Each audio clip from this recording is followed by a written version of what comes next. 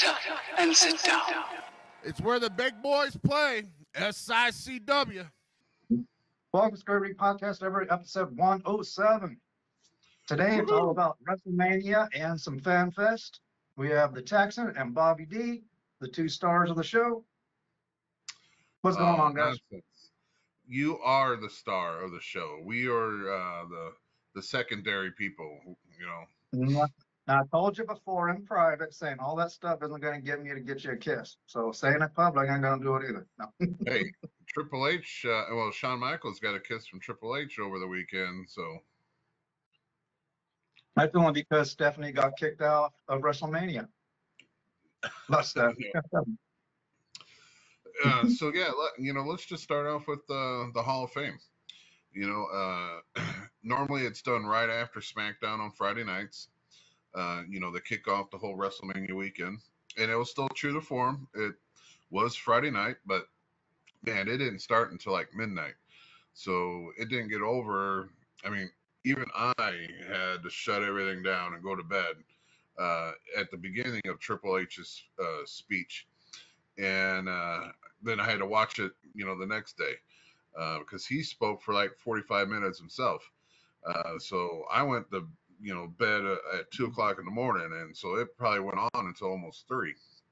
But I did watch a TikTok, which I don't think was on that, where they gave him his own statue, and he did say that he thinks they put a little extra on his nose. Right. But the Hall of Fame, had some good parts, had some not so great parts, and I say that I always love to watching the Hall of Fame just because it's another insight to the road stories, to what they had to go through in their professional careers. And some of those stories, was awesome. But I just really hate the legacy wing because they don't give those guys or their family members any time. This time they at least announced what family members was in the audience and allowed them to stand up and get some applause, but they didn't really do anything for them. Like Koloff, they gave him a small little 30-second type of backstory. But he's the man that dethroned Bruno Sammartino for the heavyweight championship. And you would think him being one of your champions, especially back in the day when Bruno was on his 8th consecutive year of being the champion and get knocked off, you think you would have gave him a little bit more, or gave the family a little bit more acknowledgement. And the guy had... we went over his career, working in St. Louis, working down south, working for the WWE. So stuff like that, I think they should have gave him more time. But the problem is the way WWE sees it, or at least Ari, he sees it as in it's not the demographic they're going after, so nobody's going to know him. Nobody's going to pay attention. It's going to be a waste of time. It's a balancing between money and airtime. Well, and I was thinking about this, and I think they should have started on Thursday. Have the Hall of Fame on a separate night. That way, because most of the wrestlers that were in the audience were passing out because, Booker T caught hell today and yesterday because they showed him on camera. Eyes was closed and everything, and he goes, I was praying. Yeah, you were praying at 1:00 in the morning. Well, that shouldn't be Booker T's fault. That's WWE's fault. That's TKO. That's Ari's fault. Plan better. Do better. I'm not saying he might have been praying. It might have been, God, please let this be over. That's probably it. God, let me get on the strip. I need some steak. And that's what I'm saying, that they should just hold it on Thursday and do it at its own separate time, because NXT's pay-per-view part was the very next morning. And they even joked about it through the Hall of Fame about how Shawn Michaels had to get up in less than 5 hours, less than 4 hours, less than 3 hours, so he can take control of the pay-per-view. I mean, not the pay-per-view, but the NXT part of it. But, I did like the fact that Tugboat got on stage and was able to talk some stories about him and Earthquake. Him being Typhoon, going in as natural disasters. Because they were a very popular tag team when I was a kid. Even I like Tugboat, so. Yeah, even Earthquake, going head to head with Hulk Hogan for the longest time, and Tugboat being on the Hulk Hogan side, and then switching to the bad guy role and becoming Typhoon. Now, so wasn't it Earthquake that was picked out of the crowd to come down and wrestle because it was supposedly his debut? That's how they played it. He wasn't come down. There was No, he another was sitting in the Dino crowd in Bravo. the stand. It was So supposed to be a band pick, wasn't that him?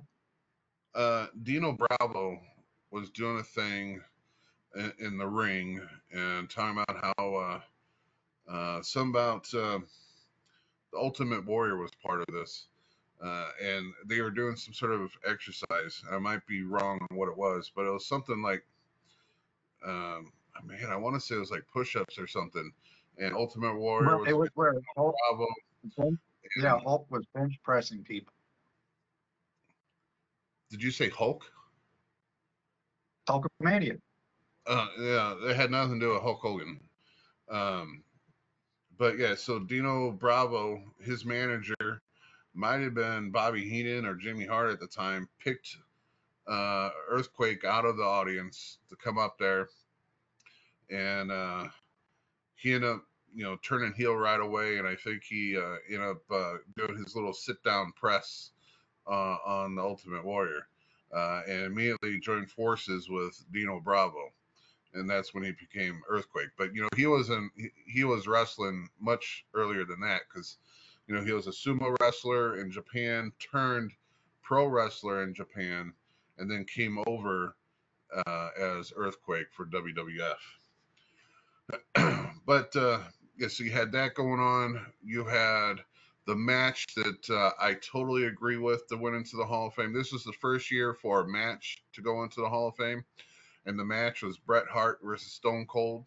Of course, it was at a WrestleMania, and it was the match that turned Stone Cold from a bad guy to a baby, and Bret Hart from a baby to a bad guy. And it was a great match. Ken Shamrock was the referee. Even Stone Cold asked, for Ken Shamrock to be there, or asked why he wasn't there, because he felt that Ken Shamrock had a special place in that match. And I totally agree, because it wasn't for Bret Hart not releasing the sharpshooter on Stone Cold and Ken Shamrock interfering and trying to break it up, and then him and Bret got into a push-shove match afterwards. So yeah, he clearly had a part to deal with it. But that their speech was great. Stone Cold always had respect for Bret Hart. But that's one thing Bret Hart kept saying over and over in his speech was the trust between two opponents has to be there for a great match to happen. And he kept saying the trust and respect. The trust and respect. And the whole time I'm listening to him, because he probably said it at least 10, 15 times in his speech. It's got to be trust and respect. I'm thinking, okay, all right, we get it. You and Shawn Michaels did not have trust and respect for each other. We get it. But you still had some banger of matches with Shawn Michaels, because they had an Iron Man match that lasted an hour that was off the chain too. I was just thinking that should be the next one inducted. Yeah. Yeah. So of course Triple H closed it out for the Hall of Fame, and like I said, I really liked his speech. It just sucked that it was so late at night. Okay, which one of you guys is getting robbed? All three of my damn dogs. You kind of live a little bit out of town, so what's going on? I don't know. I just watch Earthquake's debut. That's SOB.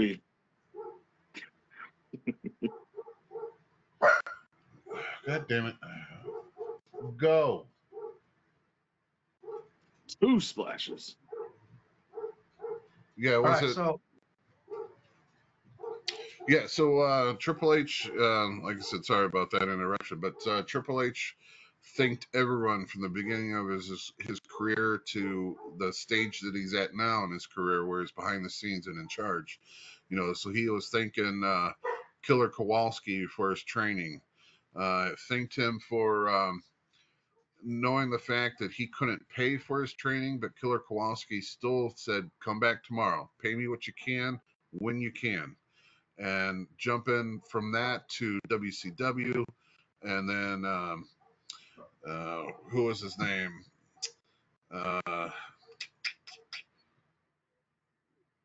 God, I suck at names.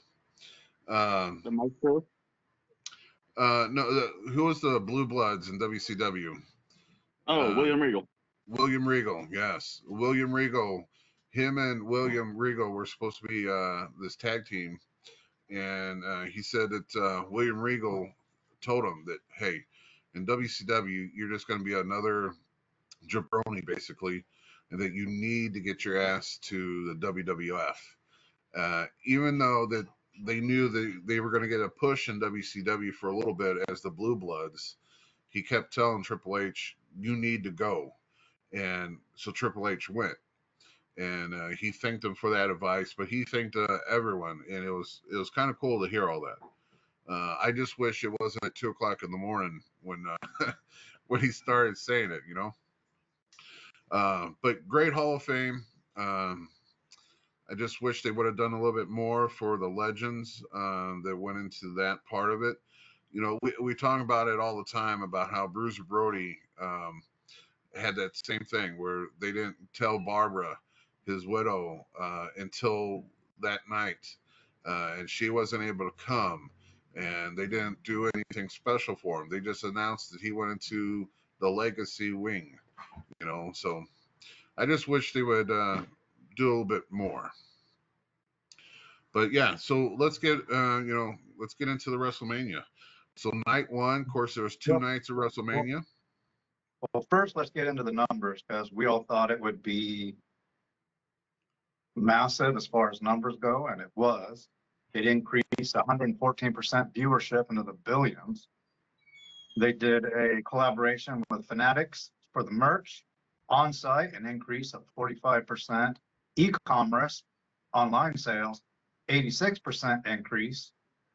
And it's numbers wise, huge for TKO and Endeavor. 125,000 people for each night. And you can't get any better than that as far as numbers go. Okay, so the Stone numbers. Cold announced them right after he ran into the wall. Yeah, so the numbers was wrong. It wasn't 120,000 each night. It was like 63,000 each night to combine to over 120,000. Because I clearly remember Stone Cold announcing 63,000 and something for night 2. Well, only 50,000 people. Yeah, it was 63,000. I mean, that's supposedly that's what it held. But if you get online and listen to some fans, there was a few seats throughout the place that was not filled. And there was one guy even talked about how he bought his tickets that night for night 2, the night of, and was able to get in there. So they still had seats available. So it wasn't a total sellout. 124,693 across both nights. Yeah, so that's combined. However, you got to figure they were throughout the strip. You know, they didn't hold it all in one place. So the shop zone, or what they call it, the world, was in one place. NXT wrestled in one place. WrestleMania was held at the same place both nights. But then Monday Night Raw was held at a different place. and then they had the Hall of Fame at a different place, and then they had which there's been some leaked footage, but they had a roast as well on Sunday night that supposedly went crazy, and now they're saying that you'll never see the footage because of it, how crazy it went. So they did Las Vegas did WWE pretty well. That was posted by Tony Lynchcliffe, wasn't it? Yeah. But say supposedly he gets pretty dirty out there and pretty hilarious. crazy and wild. But supposedly even Paul Heyman was getting pretty wild with it, and even who came out to wish Jay Uso? Jimmy? Huh? Not Jimmy Jimmy. Uso? No, on Monday night, Sami Zayn. Supposedly he was at the roast and went a little crazy as well. So I'll be interested to see all the leaked footage that you can from the fans' perspective, because that's what I was watching, was from one of the fans that recorded it. I'm sure they were told not to, but so I'll be interested to see all what went down. But yeah, so they started night out one with Jey Uso versus Gunther, the World Heavyweight Championship match right at the get-go. And we talked about Jey Uso for the last few weeks about how everyone doesn't think that he's championship material. Tag team, yes, great tag team guy. But as an individual heavyweight champion, no one thinks a lot about him. And the match was pretty one-sided. It was all Jey Uso, and he got Gunther to tap out, which no one expected. I didn't expect it. I figured Jey would win, but I figured, and there's a lot of people that's backing up the same statement, he is drawing money right now. Everyone, he's been the number one merchandise seller for quite some time, with the whole Yeet stuff and doing the entrance to the ring, getting more eyes on the product because he's bringing in rappers and stuff. Of course, it's WWE that's bringing in these rappers to help him. But so what I've heard is because he's drawing money, they went ahead and put the strap on him. I also heard some people thought that Gunther's title reign was lackluster. I thought he was a good champion. He was a good heel champion, and all of his matches were pretty much solid, I thought. You were in for a fight if you were going against Gunther that night, How do you feel about that match? Uso did super kicks, a splash, and Gunther's moves. To me, like the week before, 2 weeks before, when Gunther beat the crap out of Jimmy and was bleeding all over the place, they were trying to get the fans more involved in this storyline, in this match, and I still don't think they did it. However, I think, and we'll talk more about this when we talk about Raw, I think it's going to set up for some other people that I wouldn't consider heavyweight champion material to follow suit because Jey has the championship. But we'll talk about that a little bit later. What'd you think of Tiffany versus Charlotte? Botch fest? Yeah, so a lot of people are saying the same thing. It's just that, they never really wrestled against each other. So it seemed like the whole match didn't click. And it kind of showed that Charlotte Flair was more in ring shape than Tiffany was. Even though Tiffany's been wrestling, here for the last few years in the WWE, and Charlotte's just coming back from an injury. But it still seemed like Charlotte can go. Both And people Tiffany always couldn't say keep up. there's a difference in that, though. You could wrestle and still not be in ring shape. Yeah, definitely. And that's what everyone is saying, that even though Tiffany is the women's champion, uh, she was clearly outmatched by Charlotte Flair. And even some people say that Tiffany got a tooth chipped. Of course, at the end of the match, when she was smiling, it showed that her teeth, something was wrong with them. But by the next day, either she had it fixed because they were showing off. Hey, no, my smile is back. It's still there. But at Maybe Dr. Britt WrestleMania, Baker was there. yeah, right. That was the rumor, that she was going to be showing up, but she never did. She LA was there to Knight, fix feet.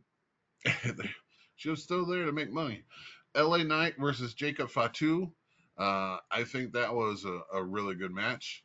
LA Knight has his select few moves that he does, and it's pretty much like a John Cena or a Hulk Hogan type of match when it comes to LA Knight. But I think what made it so much special was Jacob Fatu, and him being the werewolf, the family, and being unpredictable.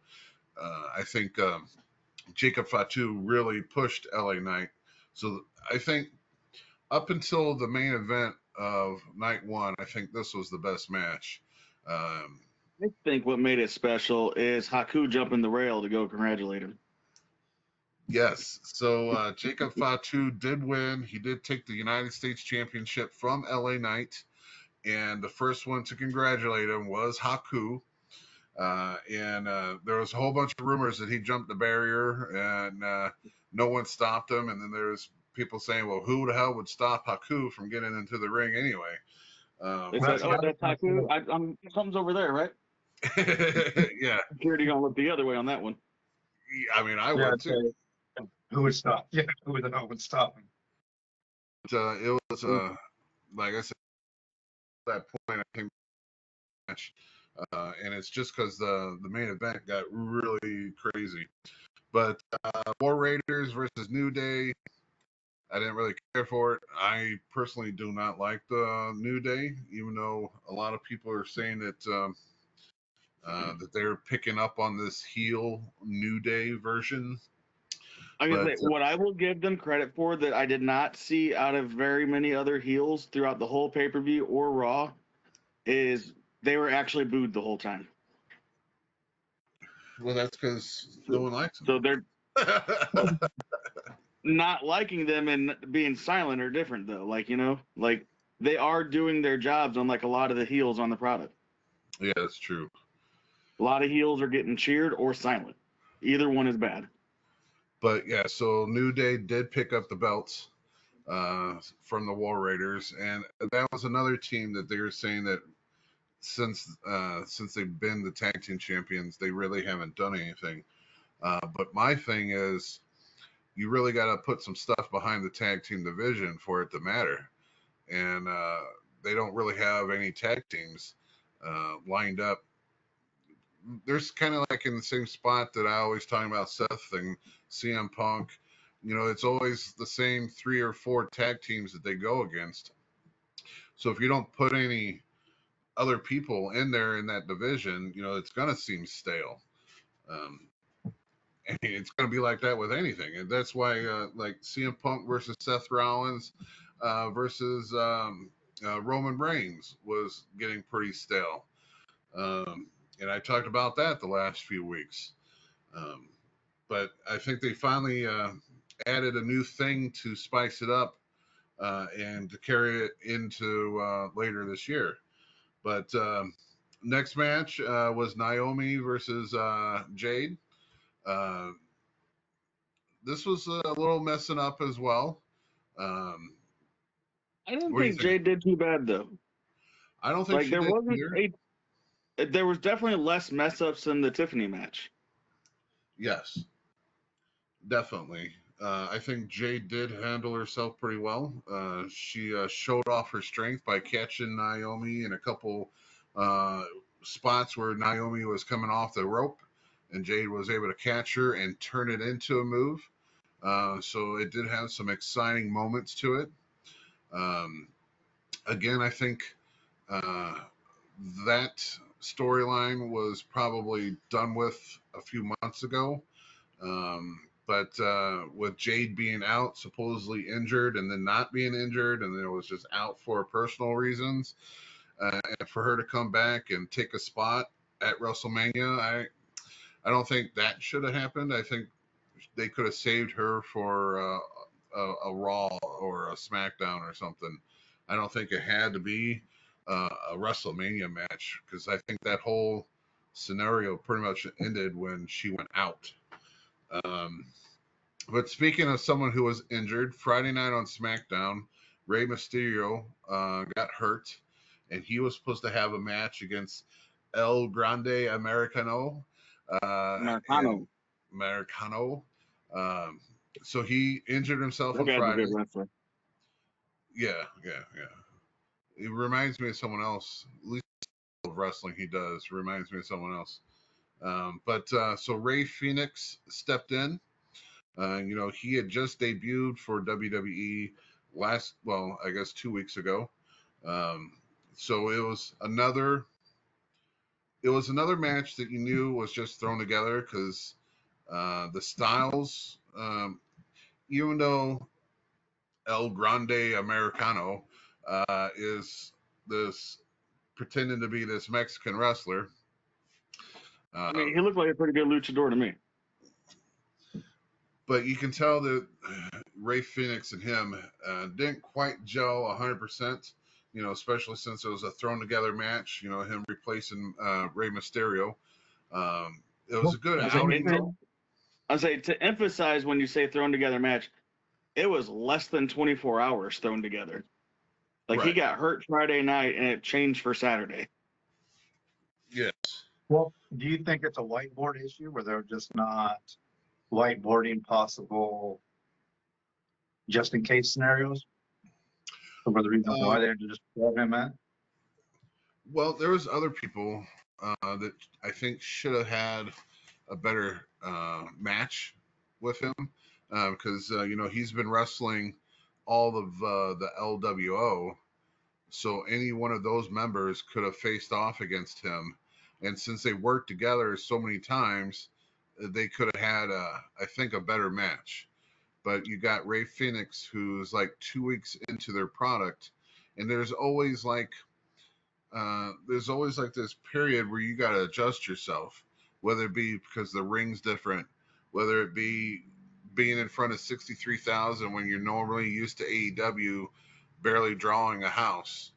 Because their ring's like 2 or 3 feet bigger than most rings. WWE runs a 20 by 20, which is normally 2 feet bigger, because most rings are 18.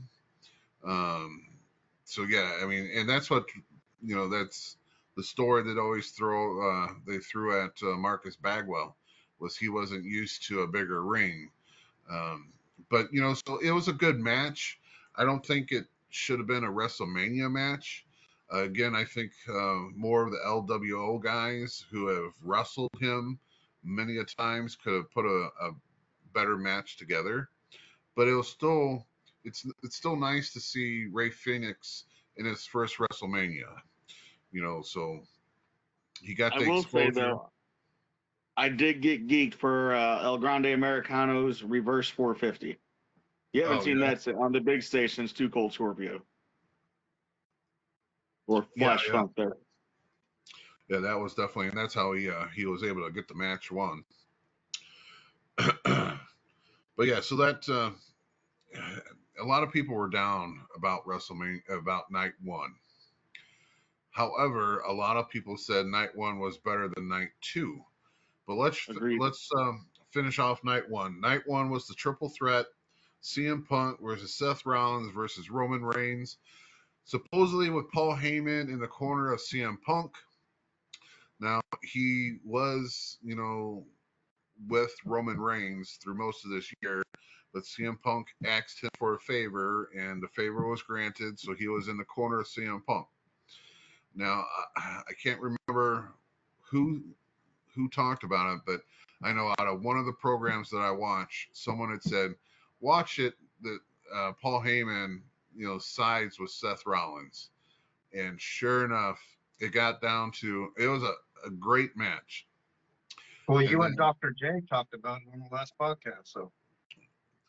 Like I said, I couldn't remember, but yeah, so Paul Heyman, got kind of interfered. He grabbed a steel chair, went to hand it to Punk. Punk got it and was going to hit Roman, but Paul Heyman got on his knees and then uppercutted CM Punk in the jewels.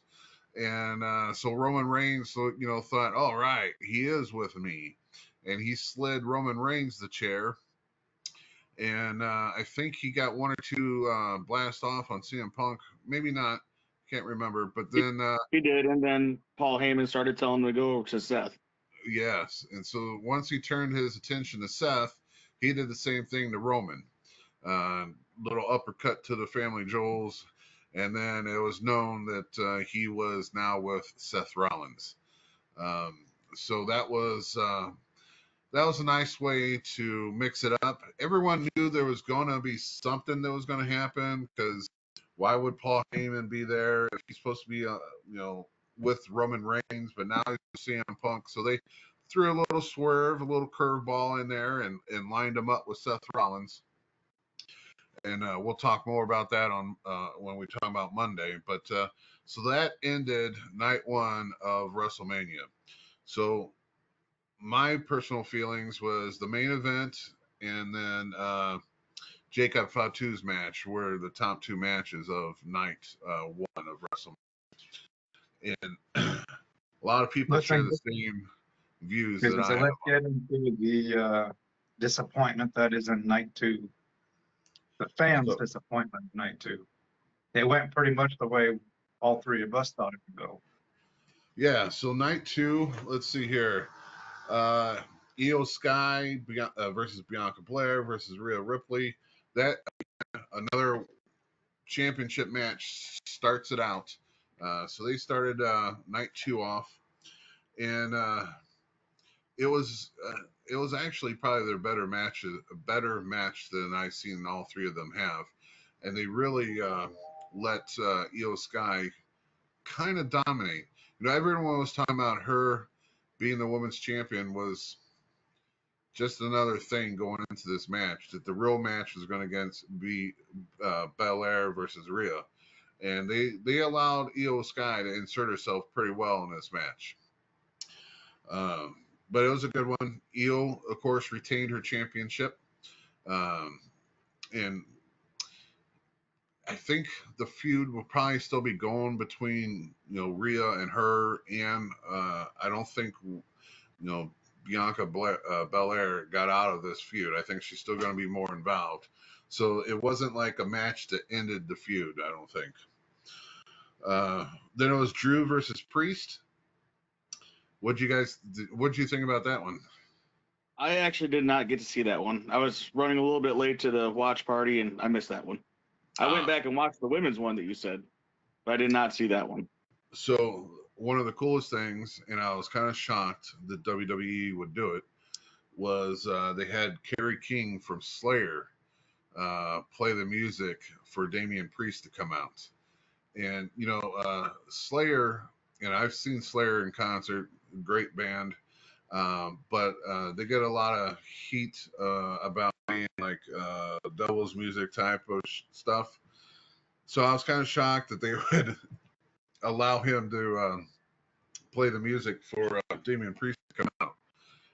Totally cool, and I'm for it, but I was kind of shocked.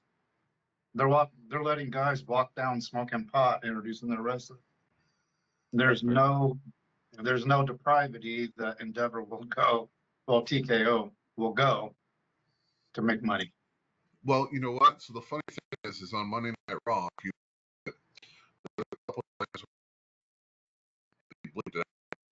so it's so weird. They are so weird in what they'll let go and what they'll stop. It's funny. You can smoke pot going down to the ring. That's cool. But if you say a cuss word, oh no, we got to bleep that. But it's a movie channel, app, where the movies have probably worse cuss words than what the wrestlers said. This was a great match. It was basically a hardcore match because anything goes in this match. They called it a street fight.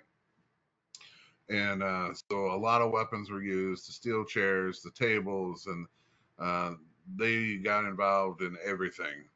But Drew won it. So he beat Priest.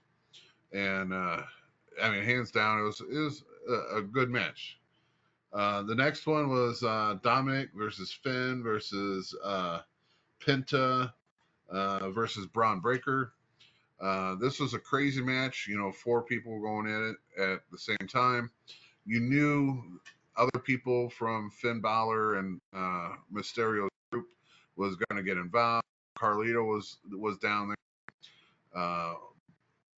This is always a match that's never good to be the champion going into because you don't have to get pinned to lose your time. And the part where it looked like Finn Balor was going to win it, and Rey Mysterio stopped him from winning it, even though they're tag team and they're in the same group. But at the last minute, Carlito got involved, and then JD Dunham came back. JD Dunham was the one that did a flip out of the ring and landed on the announcer's desk and blew out a lung and everything else. So he came back and he allowed Rey Mysterio to actually pin Finn Balor. Dominic Mysterio, not Rey Mysterio. Oh, Dominic Mysterio pinned Finn Balor. So that was a crazy match too. I liked it. It had some surprises because I don't know. I didn't like JD before he got hurt, and I'm a little weird because knowing for the fact that he blew out, got real tired, and finished the match that he had, really turned me towards him because it takes the balls to, especially with a blown out lung, to continue on and finish your match, even when they tried to call the match off. So yeah. So Dominic has got his first official belt. He was NXT North American champion, but that was the NXT. This is the first time that he's got an official belt, I would say.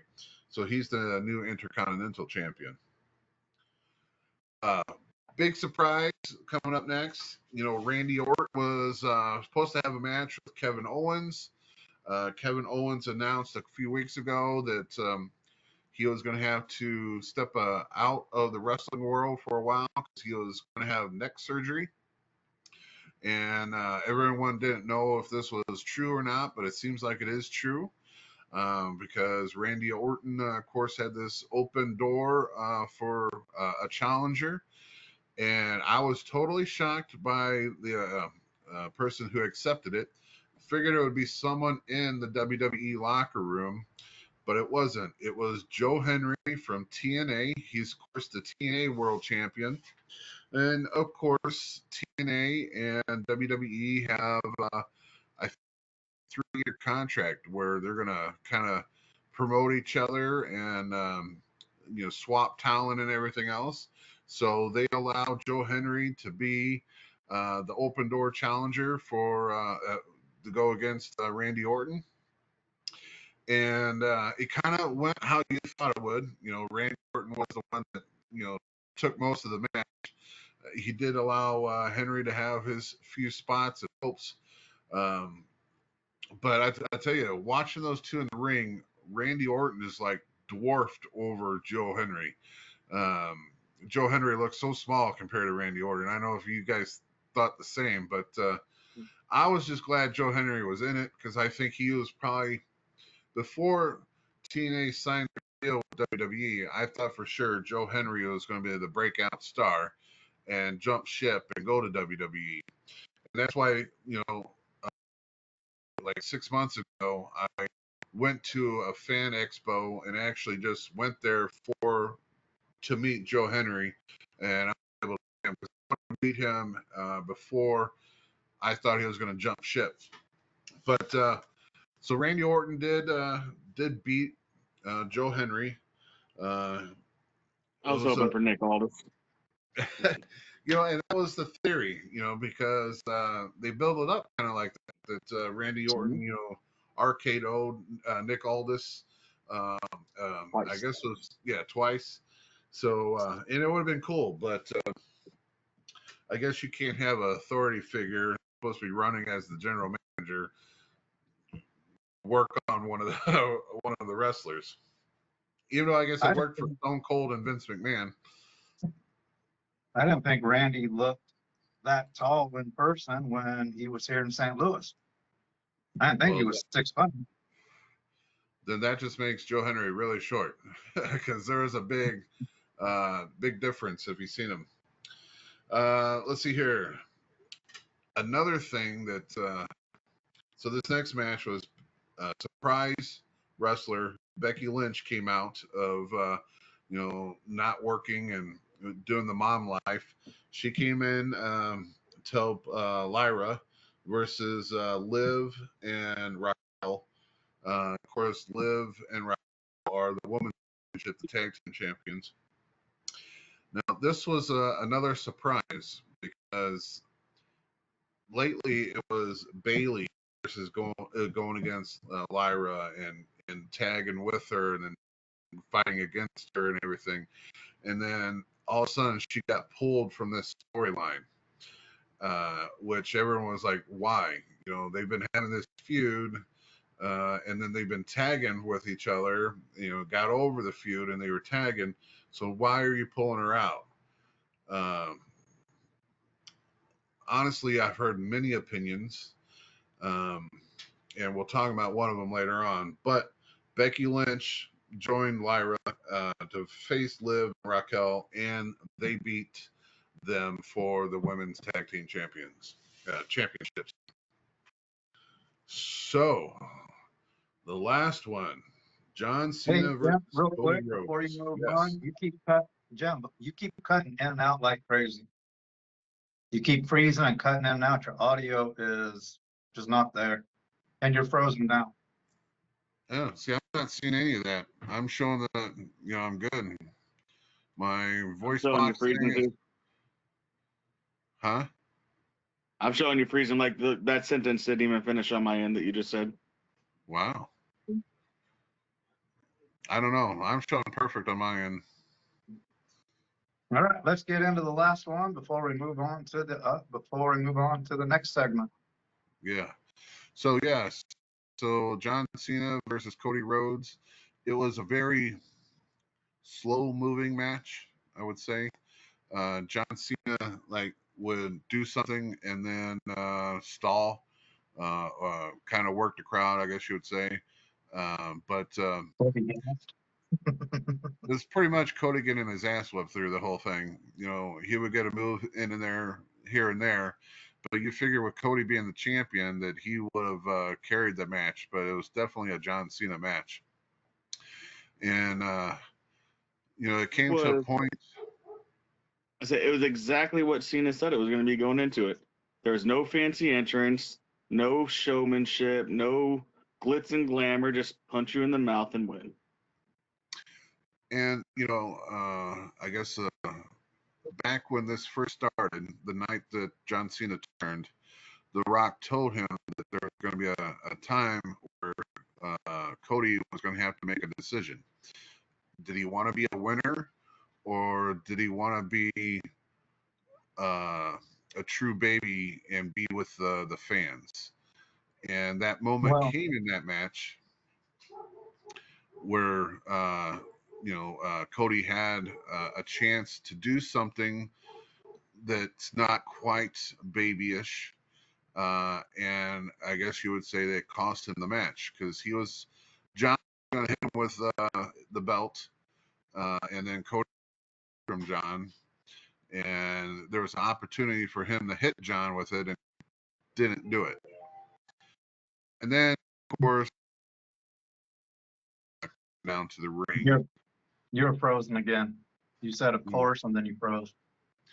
I said, It of was course. right. It was right after there was a ding on either your phone or your computer. So I don't know if it's trying to update or what.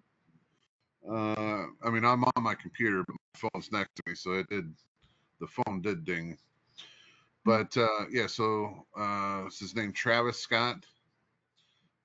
Came down to the ring, interfered, tried to interfere, I guess you would say. Cody Rhodes stopped it, got a little revenge on him, to where he, did the crossroads on him, got him on the side. And then I guess that's when that spot happened that he could have hit John Cena with the belt, but didn't. And of course, John Cena was able to capitalize and win.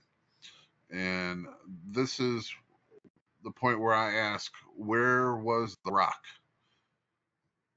The Rock was I on think the a lot of Pat people were McAfee asking show. I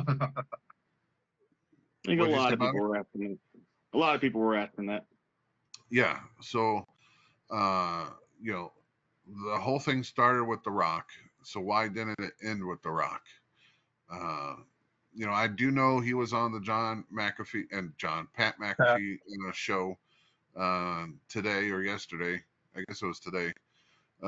And said that he didn't want to interfere in the match because he wanted John, and for it to be about John and Cody. However, why did we need The Rock in the first place? The Rock made it about soul stealing and all this stuff, and and everyone was speculating with him holding up three fingers who the third person was going to be. There's got to be three, kind of going back to Hulk Hogan and Kevin Nash and Scott Hall when they became the Outsiders and NWO started. Like, there's going to be three people involved. Well, it was just Travis Scott.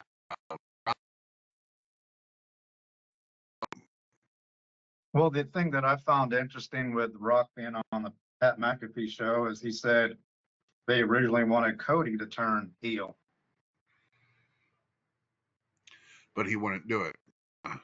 But still, why start off with such? I mean, because it made wrestling news that night when The Rock came out and demanded all this, and then John Cena turned. Well, do you think him not showing up was a letdown? So that's why people are more down on that match? 100%. And a lot of people are saying that's why they had Becky Lynch come in and be in that tag match, was to give the audience another pop right before the main event, because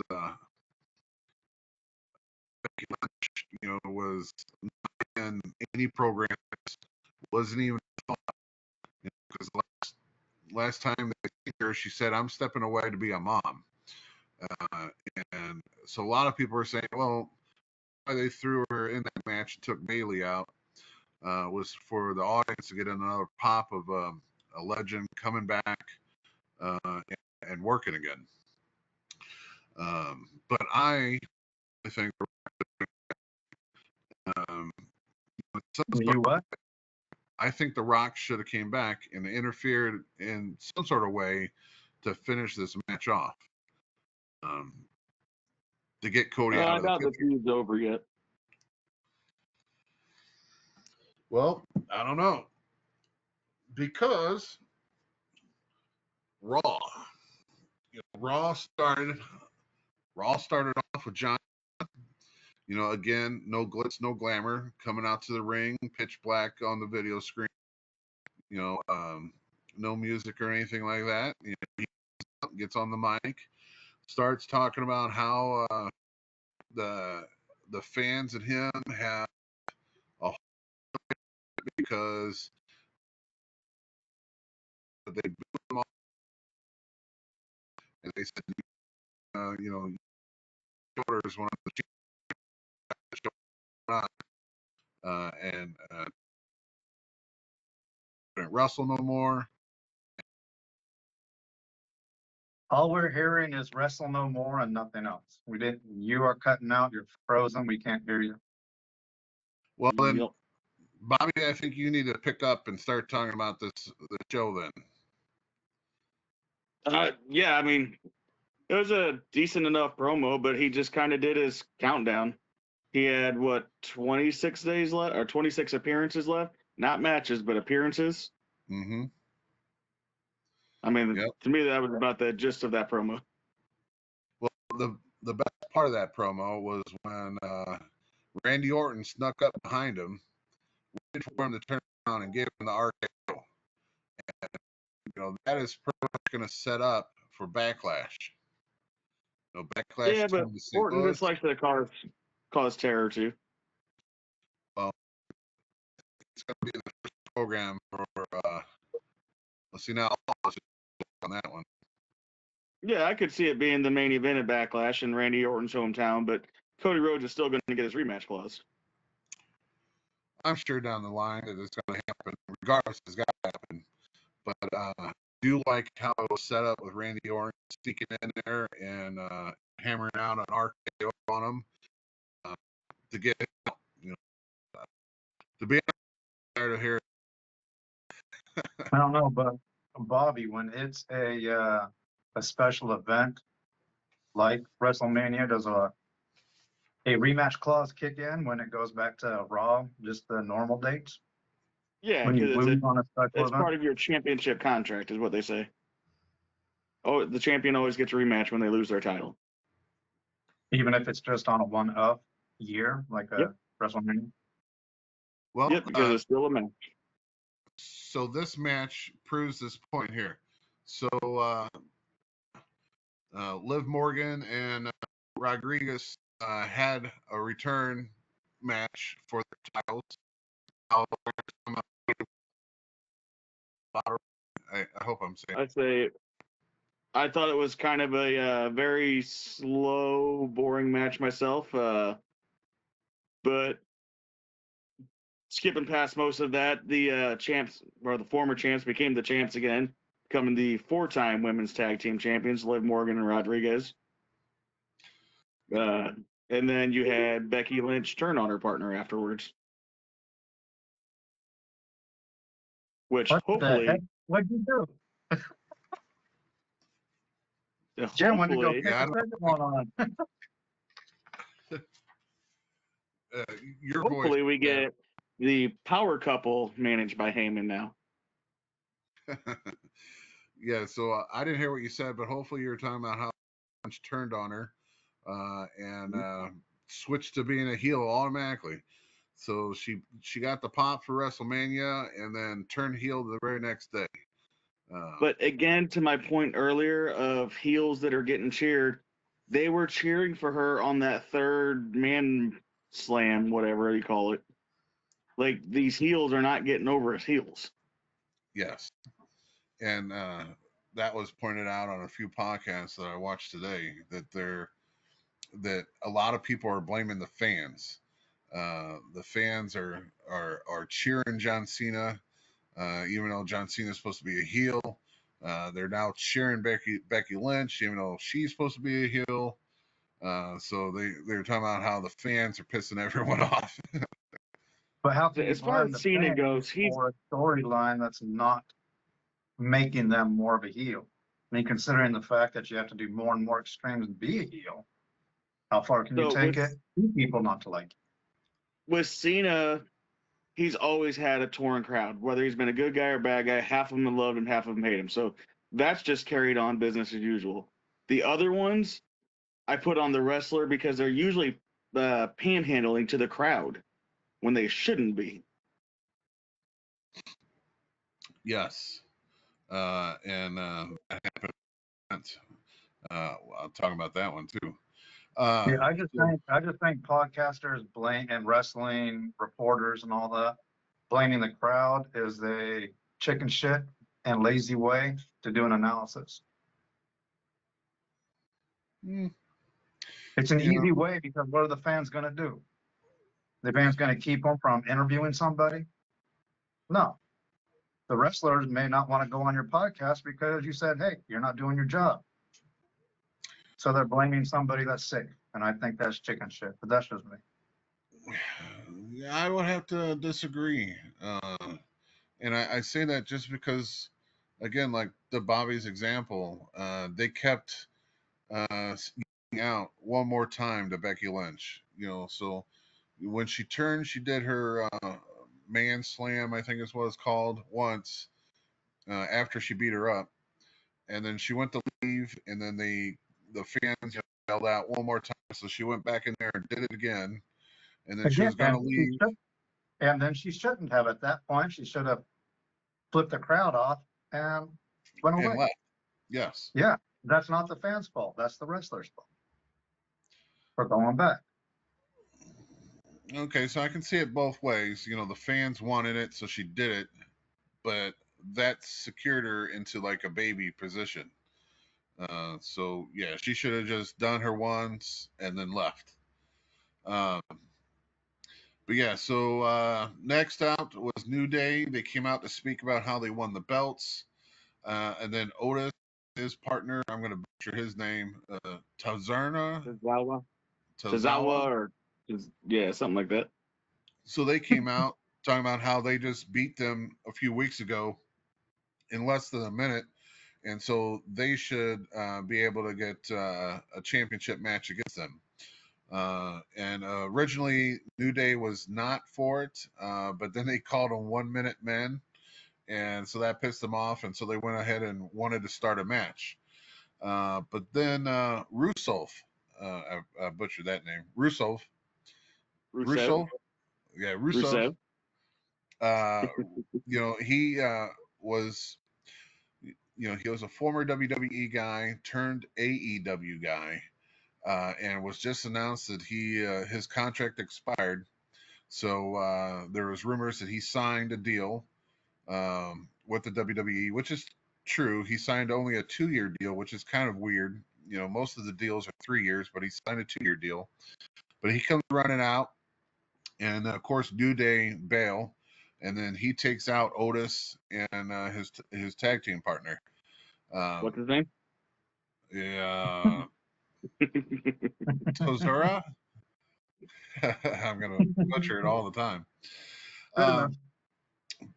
But even that was a little weird. Like, if you're going to come back and have a special moment to come back to, and you're a singles person, why would you come out and interfere in a tag match?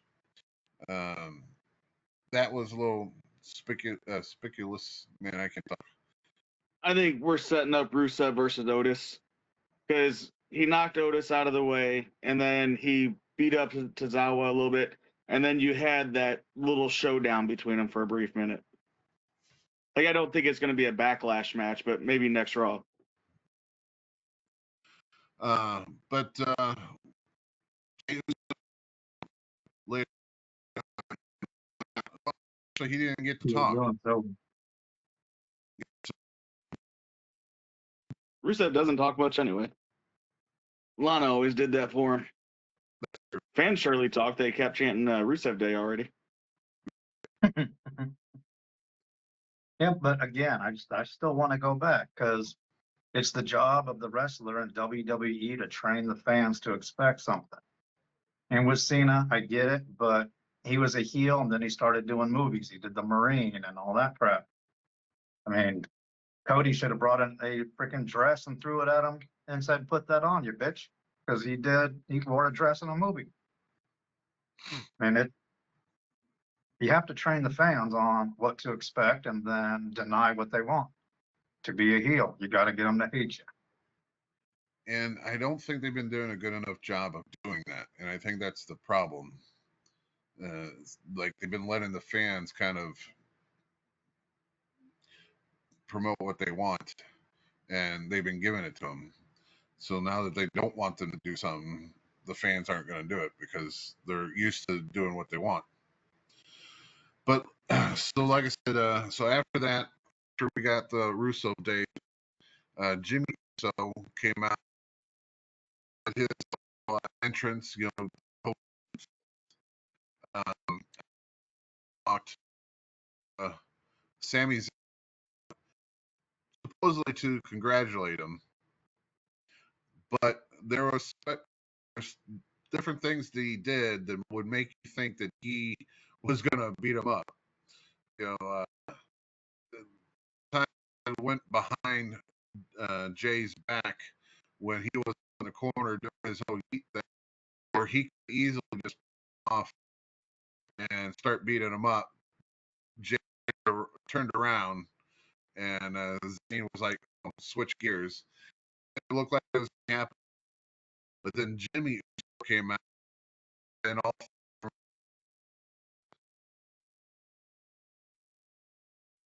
won. So I'm assuming there's going to be a fight here pretty soon versus Sami Zayn and Jey Uso. Vibes.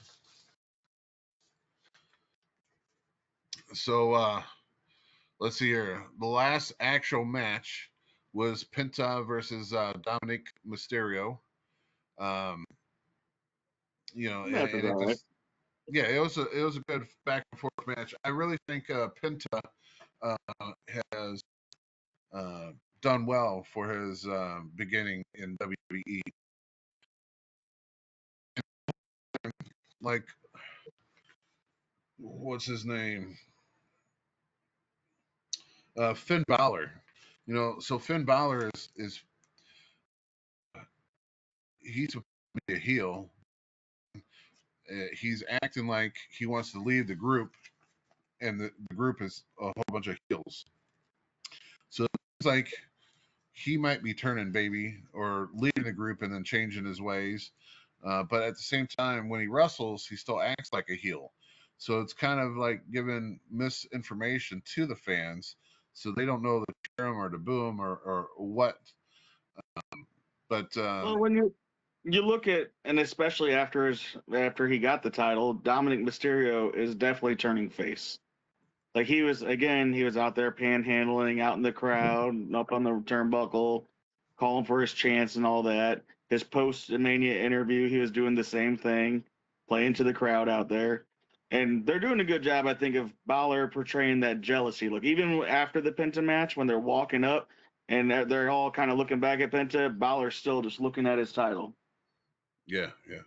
And you know what? I gotta fix a thing that I said. I said JD Madonna came back at WrestleMania. He came back on Monday Night Raw. So he didn't interfere against that match that Mysterio won the title from.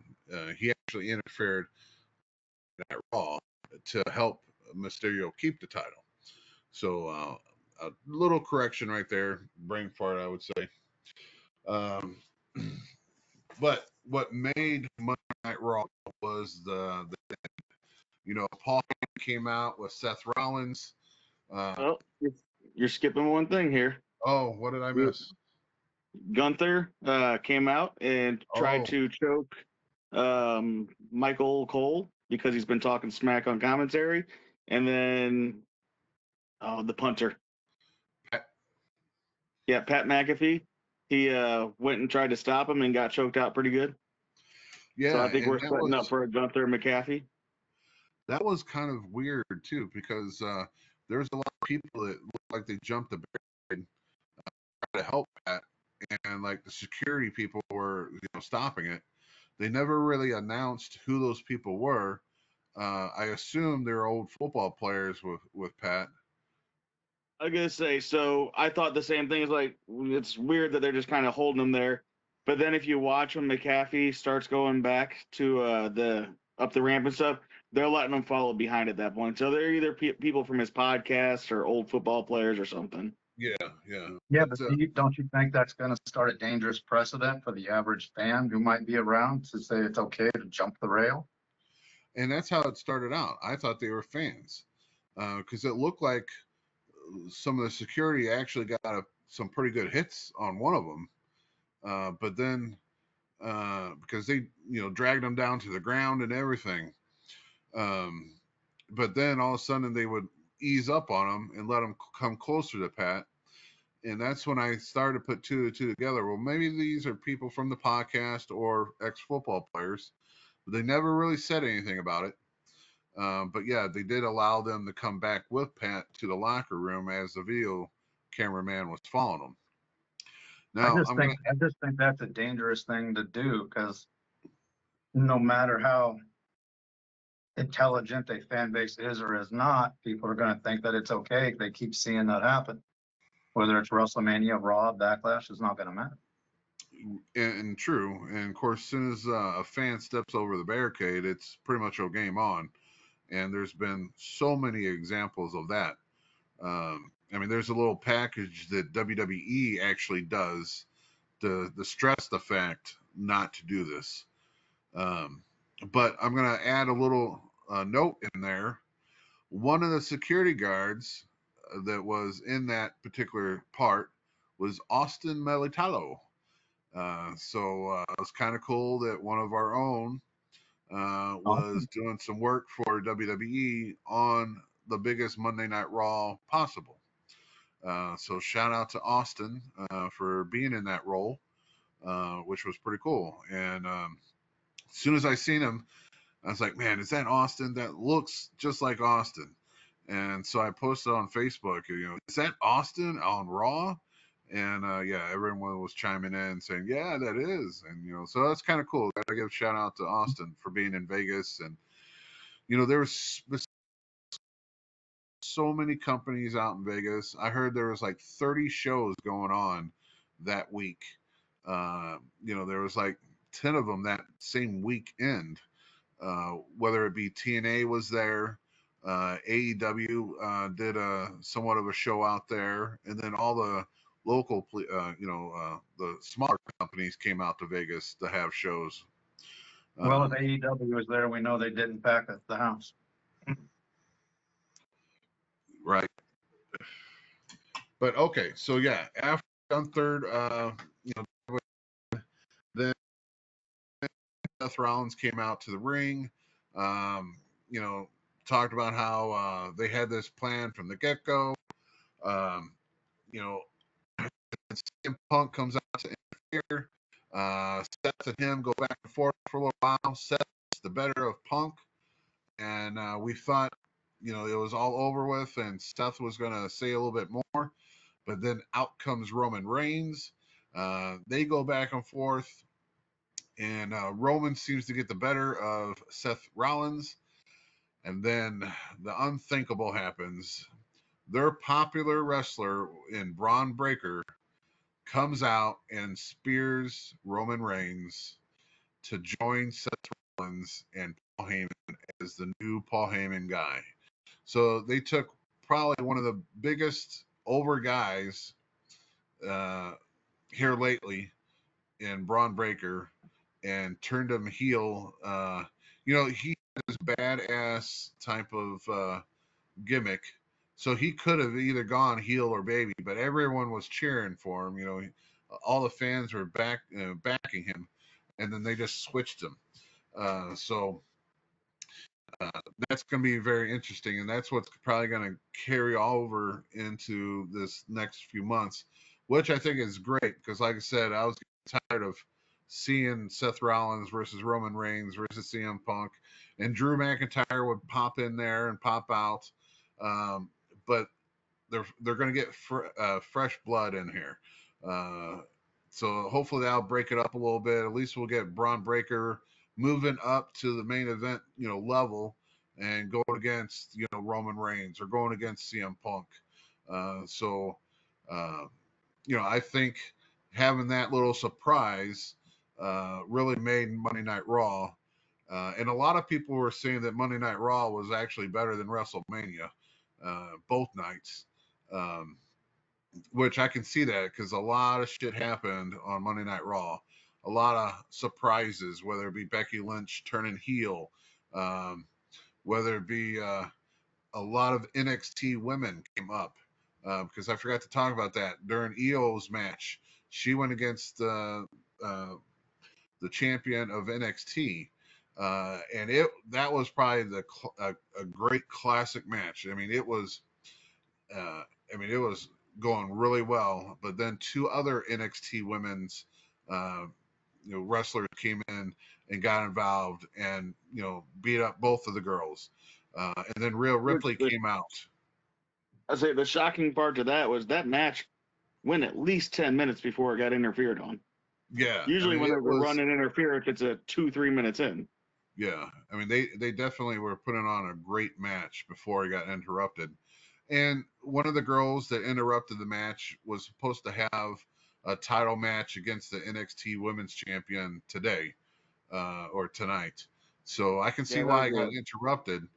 However, it was a really good match going up until that point. So maybe I'm just going to assume that the NXT champion drops the belt tonight. She moves up to Raw, and that woman is now the champion. I can see this happening just because the match against Io was so good that I think it was enough to bring her up to the next level. But yeah, so that was, man, 5 days of wrestling. It was nonstop. I loved it. Of course, I can sit there and watch wrestling 24/7. Well, I added more of the wrestling than that to it too, because I took my son to Greco State where he took second. That's where I Yeah. got to spend all Saturday. That is awesome, though. Yeah. So I mean, it was, and besides the actual wrestling, there was a bunch of clips that WWE put on YouTube. A lot of people were throwing their personal stuff on YouTube, their experiences, and I recommend strongly, flip it on YouTube and just type in, people's experience at WrestleMania in Vegas, because there was so much cool stuff that was happening that people filmed. Whether it be the experience, like I said, the roast, or a lot of the other independent shows that happened over the weekend that they were at, or even since Nathan tossed up the whole toy thing right here, there was so many new We're running figures. short on time. Oh, I ain't saying nothing bad about it. I'm just saying, since you posted it up, there was a bunch of figures that WWE released this weekend. So there's like a couple of Terry Funks coming out. There's a new Undertaker, a bunch of new Cody Rhodes and Roman Reigns, and just a bunch of new things coming out. People are posting about it. New championships coming out that you can buy. And if you watched WrestleMania and Raw, they're no longer talking the Universal Championship. They have now put that on the shelf. So now it's just WWE Championship and the World Championship, like it used to be before they started throwing in this whole Universal Champion. Like, come on, it's not the whole fucking universe. So why your championship? They retired that belt back to just being the WWE belt and the World belt, which I think too many belts dilute it and make it convoluted. So, and by the end, everybody who wrestles is going to have a belt. They keep doing it. So, retiring some's a good idea. They're going to be the new NWA. Yeah, right. All right. Bobby, did you get your box in? Is that still on I hold? did not. Yep. Okay. Then for time restraints, I'll just run through this really quick. So I'm a big fan of the 80s, 80s wrestling. So That's because you're in your 20s then. right, I'm only in my 20s. I don't know how that would work, but so I normally pick up just the wrestlers that I idolized, and they're wrestling stars. It's their own line. It's a Walmart exclusive line that are bringing back like all the 80s characters. So like I have a Ravishing Rick Rude, and the cloth goods are freaking amazing on this. And he comes with his belt already on. If you were a wrestling kid in the 80s or even now, if you watch back, Ravishing Rick Rude was one of the top heels in the company. I picked up. He had that caterpillar on him too. Oh man, freaking awesome. Picked up the $1 Million Man. It was a stack of money. Freaking awesome. Picked Normally up he a guy doesn't that have went the to the money. Hall of Fame. Quick. Freaking awesome. His cloth good, great. Picked up, comes with a guitar. Awesome. Picked up a Doink. Freaking, I love the original Doink. You know, Matt Bourne's version of Doink was the sadistic killer clown. That was John Wayne Gacy type. yes. Picked up Kane, which he only came on his debut. He wore this cape. Never really wore it after that, but you know they came with the cape, which is freaking awesome. So the superstars, I'm kind of light to the game on these. You know, I hadn't for the longest time buying anything wrestling wise besides books, VHSs that I can watch and read. But I picked up a couple of these and it's like started all over. So now I'm all into the line. So now I'm just trying to backlog sites like that, trying to get the other ones that they've come out that I wasn't getting. I did pick up an old bendy of the Undertaker. I do like it. He looks like he would glow in the dark, but he doesn't. But it looks cool. I picked up our buddy King Haku. It's just a small little. They call them micro brawlers. And Bobby probably gets these in his boxes. I picked up a Harley race a while back. I think I showed it on the podcast. But now I picked up King Haku. Freaking awesome. And the last thing I picked up was like a special moment in time that I remember, and it was a very cool moment in time. It was a match that Kane had, and everyone thought it was Kane, but it was actually in a Kane outfit. And for them to, so it looks, and you know, you can put it on the Undertaker, and he looks exactly like Kane. But this is a freaking awesome. I probably won't take that out of the box, but definitely a cool pickup. But Now, that is it. did you go to the yard sale and do it? Did you go to the expo and pick them up? How'd you pick those up? So none of these came from the flea market.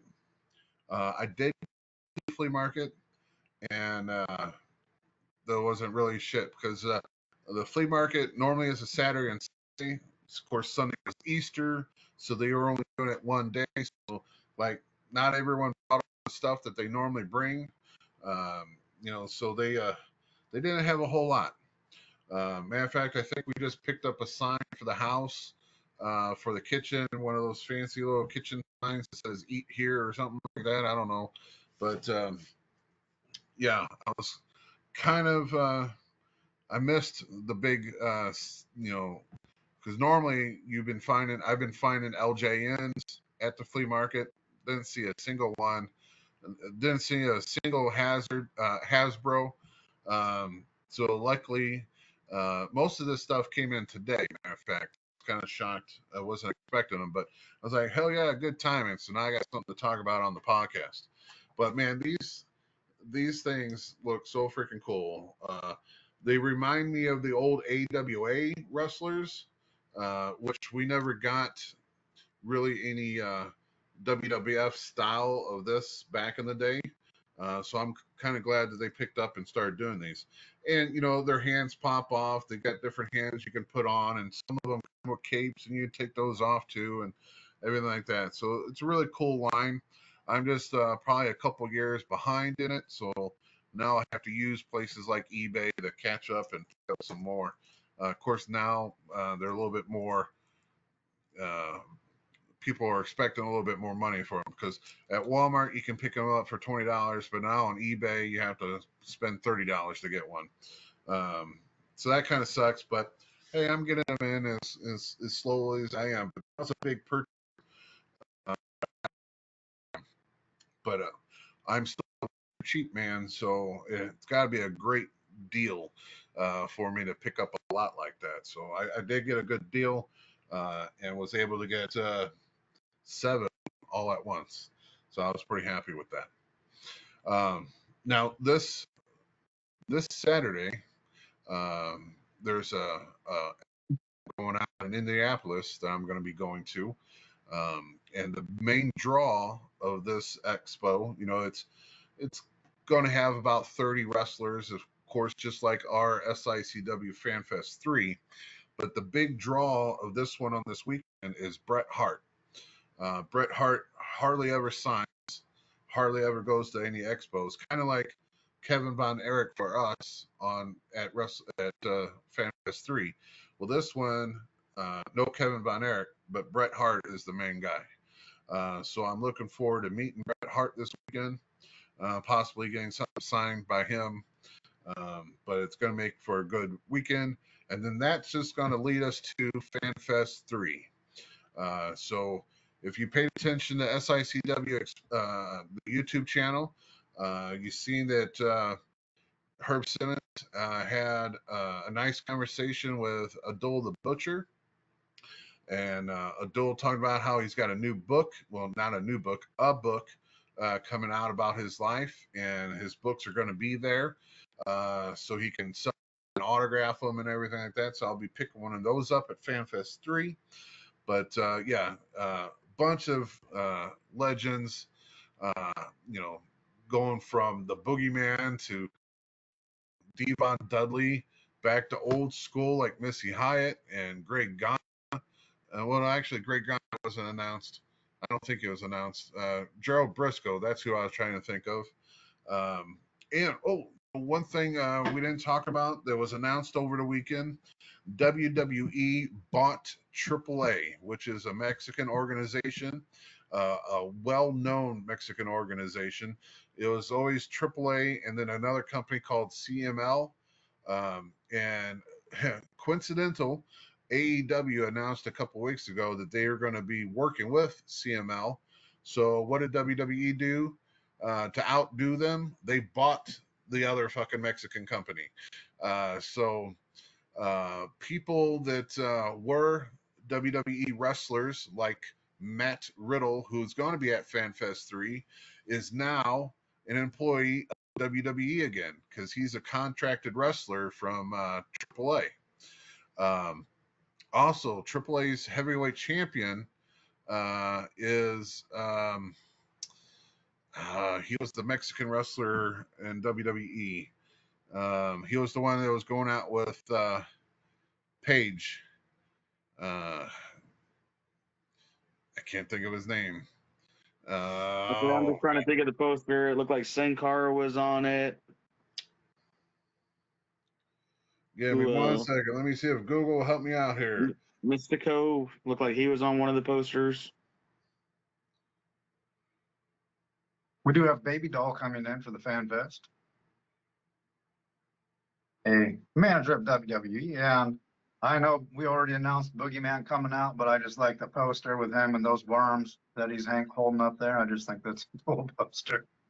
He's had a hell of a career for what he was able to do inside the ring.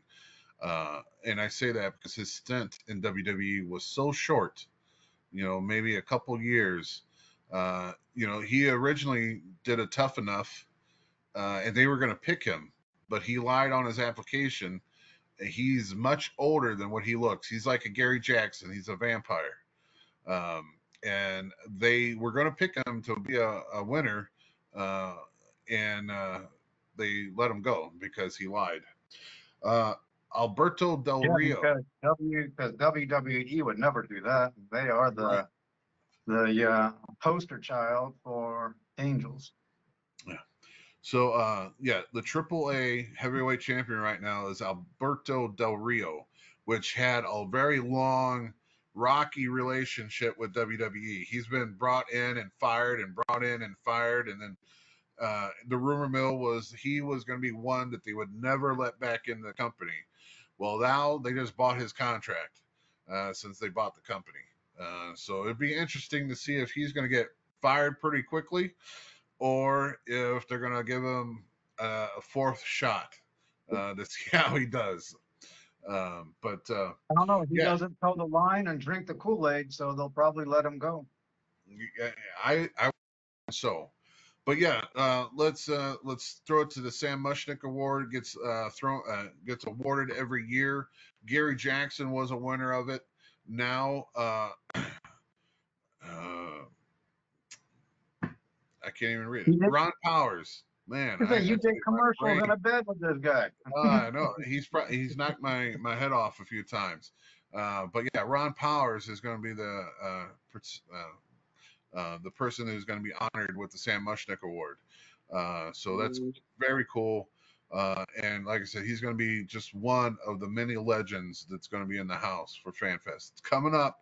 It's May 16th and 17th. So hopefully you've already got your tickets. If not, I'm sure they're going to let you in the door and buy your tickets there. But I tell you what, you might want to get a hold of is your hotel stay. It's at the Hilton, right across from the airport. So if you're driving in or flying in, definitely there's a place for you to stay while you're, spending the night for Friday's show, going into Saturday's Fan Fest. I would just say that those are probably going to be limited. So you might want to buy those hotel packages here soon, if not right now. But yeah, so that's creeping up on us. It's just next month, just a couple more weeks away. But very cool. Greg the Hammer Valentine, an awesome guy there. Sabu, I can't believe Sabu also had a match this weekend, which was his last match. And if you YouTube that was a very crazy match. We just talked about him and how he would wrestle in rings wrapped in barbed wire, and that's what he ended his career with.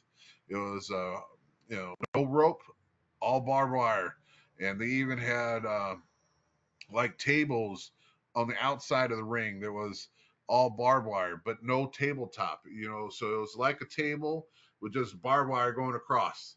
And man, it was crazy. They went through them, and Sabu at one point would do his normal running and hitting one of the ropes to jump over the top rope onto the table.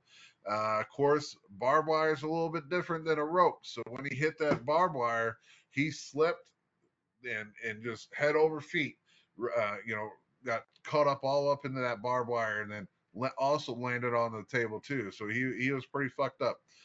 Him and his opponent were both bleeding pretty heavily after this match. But spoiler alert, Sandman came out to help him. So another former ECW champion came out to help Sabu. But yeah, great match. You can YouTube it. I've seen it. It's definitely one for the record books. So sad that he had to Place retire. was crowded though. Yes, and now it was an independent show, and independent shows, can draw a few hundred. Like us, we draw about 400, 500. They drew over 2,000. Of course, it was in Vegas, right along with WrestleMania, and like I said, all the independent companies headed down to Vegas this week to pull the scraps from WWE. But this company did really well. Over 2,000 fans showed up to see Sabu's last match, and you can meet Sabu at FanFest 3. So it's Shane Douglas is another former ECW champion who's going to be there. So man, if you're a fan of wrestling, this time period right now is like the best time period. You got the squared circle is what it's called this weekend. You had WrestleMania this past weekend. We got FanFest 3 coming up in next month. It's just a great time to be a wrestling fan, whatever product you follow. But that's all I got for you guys tonight. Man, I talked my head off, even though if you couldn't hear me. Yeah, that's what I'm saying. We're running out of time. Yep. So, all right, guys. Man, again, gotta love your support for tuning in and sharing our podcast. Love to get it out even further. So, you subscribers who watch this, please share it. Tell your friends about it, and give them a chance to watch it because we love to get this going crazy wild like like all these other podcasts are doing it. we, like I said, we say it all the time. We do this for fun. We're not making any money off of it. But if we can talk wrestling to a bigger crowd, I would love to do it. And I might even study up and learn all the names and the faces to everyone. Why you gotta lie? Well, Even if you did study, you wouldn't remember them anyway. Too many names. Definitely tune in for next week. We got a good guest coming on. He has been pretty well known in the wrestling world. 2 documentaries. We won't tell you his name, but I'll just tell you he's involved in the movie The Wrestler with Mickey Rourke, and he was involved in another documentary with multiple legends in this documentary. Bret Hart, everyone, and that was, I think, Wrestling 350, or I think the title is 365, isn't it? Yeah, it's a great documentary. I watched it probably 2 or 3 times. Of course, I can't tell you how many times I watched the movie The Wrestler. But we got a special person coming on next week, so definitely tune in for that one. But if you guys got anything else, all right. So from everyone from the Squared Ring Podcast, thank you for your support, and we'll see you next week. Have a good night, guys. Have a good night. See ya.